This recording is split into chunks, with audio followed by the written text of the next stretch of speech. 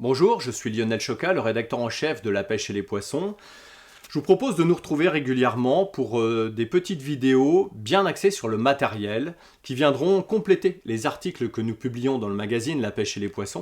Et on pourra se retrouver aussi bien à l'intérieur comme ici pour faire des petites présentations en détail, mais également, le plus possible, je l'espère, sur le terrain pour essayer des cannes, des moulinets, des leurres notamment, ce qui vous permettra de les voir en action et ce qui sera un excellent complément donc de la partie matérielle de notre magazine. Mais sur le terrain, on pourra aborder un petit peu plus en détail ces équipements et puis surtout, vous pourrez les voir en action et si possible, on essaiera de prendre un poisson, ce qui est toujours sympathique. Dans le daté janvier de cette édition La Pêche et les Poissons, notre journaliste Thierry Sauvin avait rédigé un article très intéressant, un guide d'achat, sur 5 moulinets en taille 1000 à 2000, ce qui permet de pêcher à la fois des petits carnassiers, perches, chevennes notamment, mais aussi la truite, on est en pleine saison. J'ai gardé ces moulinets avant de les renvoyer aux fabricants et je voulais simplement vous les représenter un petit peu plus en détail et je pense que de les voir en vidéo comme ça sera encore une fois un excellent complément des articles du magazine. Alors on va démarrer avec ce Legalis de chez Daiwa. C'était le choix de la rédaction, c'était le choix de Thierry Sauvin. C'est vrai que c'est un moulinet qui est très agréable, proposé à un super rapport qualité-prix. On a un moulinet qui est vraiment très léger, 180 grammes seulement en taille 1000, qui comporte 5 roulements à billes, donc une très très bonne fluidité. Et moi, ce qui m'a marqué, en tout cas, c'est également la qualité du frein. On a un frein qui est vraiment micrométrique et qui permet du coup d'utiliser des tresses corps de ligne, nylon ou tresse, et surtout des bas de ligne très fins, sans trop de risque de casser, parce que la qualité du frein, quand le fil va sortir suite à la traction du poisson, on va avoir quelque chose qui va être fluide et qui va ne pas se faire par à-coups, et c'est là en général où on risque la casse.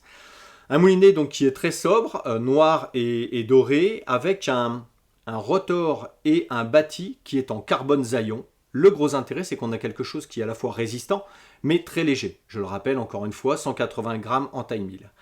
Donc on a quelque chose qui est en effet super agréable sur une canne un petit peu light. Quand on pêche la perche ou la truite, en général on a des cannes plutôt légères et qui va très bien équilibrer ce type de canne entre 1,80 m et 2 m, 2,10 m. La bobine n'est pas très profonde, on a une bobine ce qu'on appelle shallow qui va être super intéressante pour pêcher avec des corps de ligne fins, d'une contenance de 150 mètres de 16 centièmes. Le moulinet a une récupération de 77 cm par tour de manivelle, donc ça c'est assez rapide. Ça sera top notamment pour utiliser des poissons nageurs. Si vous voulez pêcher en les animant un petit peu, vous n'allez pas perdre le contrôle et vous aurez une bonne récupération. Donc un moulinet qui est quand même encore une fois assez rapide, il faut le reconnaître. Un pick-up qui se referme super facilement, même si moi les 3/4 du temps je le referme à la main. Bon, je sais qu'il y a des pêcheurs qui préfèrent le refermer à la manivelle. Là, vous n'aurez aucun problème. Et vraiment, la qualité des engrenages est vraiment magnifique. Encore une fois, pour le prix, c'est un excellent rapport qualité-prix. On continue en allant chez Sakura avec ce Tsubaki. Alors Tsubaki, c'est la gamme truite chez Sakura. Il y a des cannes et des moulinets, plusieurs tailles de moulinets notamment. Ici, c'est un taille 1000, donc encore une fois très petit, très léger, qui équilibrera parfaitement donc ces petites cannes. On retrouve un petit clin d'œil, c'est que sur les cannes, on a des poignées en liège. Et donc ici, vous avez la poignée de la manivelle qui est également en liège, ce qui va permettre d'avoir un joli combo. Ça tient bien dans la main, ça glisse pas trop. Moi, j'en ai eu un en test auparavant. Même quand il est mouillé, ça glisse pas du tout. Si on a les mains mouillées, ça glisse pas pour autant. C'est génial. Il tourne très très bien lui également. Une très grande douceur de rotation. Pick-up qui se referme à la moindre sollicitation également. Et vous voyez un look qui est plutôt sympa avec une bobine en aluminium ajouré. Avec des petits rappels, on va dire cuivre ou or. Enfin, c'est pas or, c'est cuivre ou un peu orange. À la fois sur la bobine, mais également sur l'embase de la poignée de la manivelle. Donc ça, c'est vraiment très joli. Bon, ils savent très bien faire ce type de moulinet chez Sakura. On a un moulinet qui a une vitesse de récupération de 67 cm par tour de manivelle. Là, c'est plus intéressant pour des pêches un petit peu plus tranquilles. Cuillère, par exemple, cuillère tournante, voire leurre souple quand on veut prospecter tranquillement sur le fond. Voilà. On a une capacité, une contenance de 160 mètres de 16 centièmes et il pèse 198 grammes, donc juste en dessous des 200 grammes. On poursuit une vraie valeur sûre chez Shimano, un modèle qui est hyper réputé, très connu. Il y a eu plusieurs générations de ce moulinet. C'est le Nassi. Donc on a quelque chose qui est plus classique dans sa finition. C'est vrai que les autres modèles étaient plus sombres. Là, on revient sur un modèle un petit peu, entre guillemets, inox, argent. Je sais qu'il y a des pêcheurs qui craignent un petit peu ce type de finition un peu argentée. Parfois, ils craignent sur des reflets avec le soleil que ça ne puisse avertir la truite. Bon, je pense que quand on en arrive là, c'est vraiment qu'on est très très proche et qu'il y a eu d'autres éléments qui ont pu malheureusement la mettre en alerte. Mais bon, à chacun, au niveau des goûts et des couleurs, chacun fait comme il le sent. En tout cas, on a un moulinet ici qui est très compact. Je le répète, il y a eu plusieurs générations, avec des formes notamment de l'arrière du bâti qui ont évolué.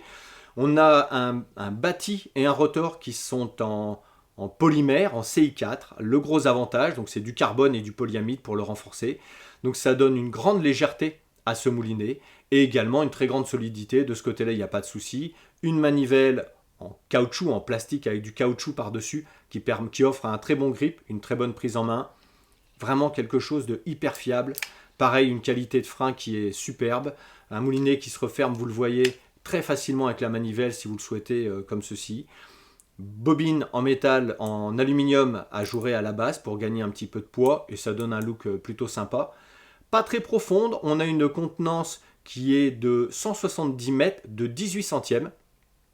C'est parfait pour pêcher la truite notamment et la perche. Et une vitesse de récupération comme le Tsubaki qu'on a vu juste avant qui est de 66 cm par tour de manivelle.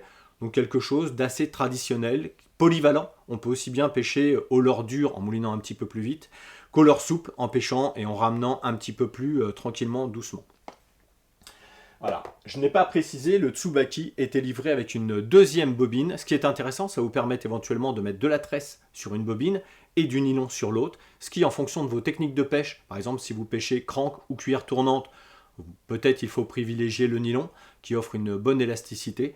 Et si vous avez besoin par exemple d'animer des petits poissons nageurs, des jerk minnows, là il vaut mieux de la tresse parce que vous allez mieux animer, vous aurez un meilleur contact avec le leurre. Inconvénient en effet, c'est que vous risquez un petit peu plus de décrocher des poissons que sur du nylon puisque vous avez moins d'élasticité avec la tresse. On enchaîne directement avec ce GF20, donc c'est un moulinet de chez Quantum. Là c'est une taille 2000. Thierry Sauvin avait pioché un petit peu dans les tailles 1000 et 2000 pour alterner un peu et offrir un bon panel à tous les types de pêcheurs, quelle que soit la technique. Donc là, ça explique que le gabarit est un peu plus gros, que le poids est un peu plus conséquent. On est à 235 grammes en taille 2000, ce qui n'est pas du tout une catastrophe. Et comme vous le voyez, ce poids qui est quand même assez léger pour une taille 2000 se comprend bien parce que aussi bien sur le bâti que sur la bobine, vous avez beaucoup de trous, donc c'est quelque chose qui est très ajouré, un moulinet qui est très ajouré, vous le voyez.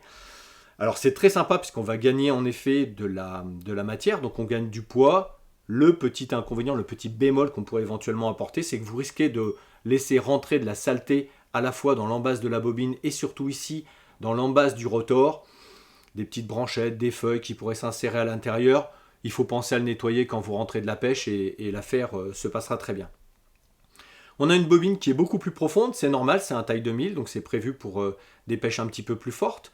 Vous avez une contenance de 180 mètres de 20 centièmes, donc on voit par rapport aux autres moulinets présentés que c'est en effet plus important.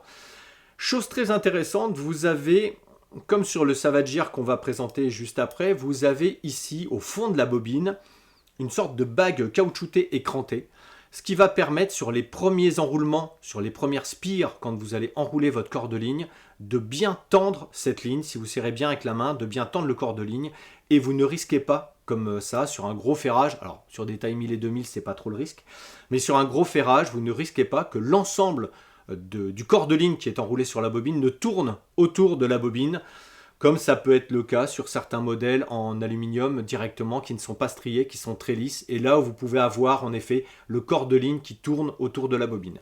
Là, avec cette bande antidérapante, il faut reconnaître que la ligne sera très bien enroulée, très serrée, et que vous n'aurez aucun risque sur un gros ferrage de voir le corps de ligne qui tourne autour de la bobine. Un frein qui est également très précis, bien accessible, un bouton de frein qui est bien large, ça on aime bien, c'est vraiment super, et en effet quelque chose qui tourne à merveille. C'est une véritable horloge ce moulinet. Alors c'est vrai qu'en plus comme il est un petit peu plus lourd, il y a de l'inertie avec le rotor qui est un petit peu plus épais. Mais on a vraiment quelque chose de très fiable, très fluide. C'est vraiment super agréable. Et enfin, on va terminer avec ce Savage Gear. Très joli moulinet, 8 roulements à billes, une graisse vraiment très performante, donc une fluidité vraiment étonnante, quelque chose qui se referme, un moulinet qui se referme super bien à la manivelle, question de ça, c'est génial. Et on a, alors pour autant il n'est pas super léger, mais on a une impression de légèreté qui est vraiment très très bonne. Donc ça c'est top. Le moulinet pèse 195 grammes, donc c'était encore une fois pas le plus léger de la sélection. Bobine plutôt shallow, avec une contenance de 150 mètres seulement de 14 centièmes. Et vous le voyez, il y a le même principe que sur les GeForce Quantum que j'ai présenté juste avant. Vous avez une petite bague en caoutchouc qui est au fond de la bobine et qui va éviter, comme je l'ai précisé juste avant, que le corps de ligne ne risque de déraper, de tourner autour de la bobine. Un frein également bien accessible, une jolie cosmétique, un bâti et un rotor qui sont en polymère, donc qui sont vraiment bien renforcés. De ce côté-là, il n'y a aucun problème de solidité, mais qui offre une très bonne légèreté. Un design, encore une fois, qui est à la fois sobre avec ses couleurs grises et noires, mais les petites touches de cuivre ou orange qu'on voit à l'embase de la manivelle et également au fond du carter sont vraiment bienvenues. Ça donne un petit look moderne, une très belle finition, donc c'est très sympathique. A très bientôt, j'espère que la prochaine fois on se retrouvera au bord d'eux. Au revoir.